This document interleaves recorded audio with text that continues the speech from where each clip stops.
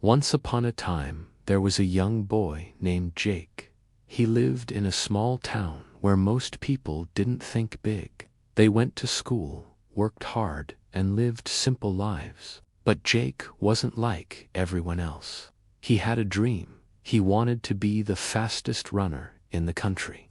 Jake didn't come from an athletic family. His parents were hard workers, but they had no idea about sports or what it took to be a champion. The town's track field wasn't the best, and Jake didn't even have fancy running shoes. He ran barefoot on the cracked asphalt, pushing himself every single day. At first, no one took him seriously. His friends laughed at him. They thought running was just a hobby, not something that could lead to something bigger. But Jake didn't care. Every morning, he would wake up before sunrise and run until his legs felt like they were going to give out.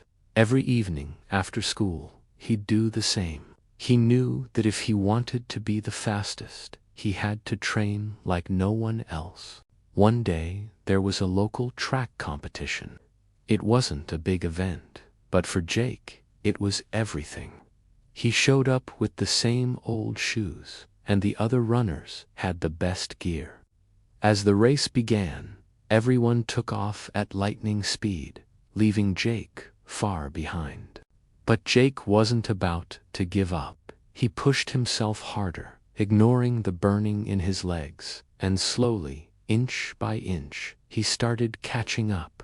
With one final burst of energy, Jake crossed the finish line first. He couldn't believe it. He had won.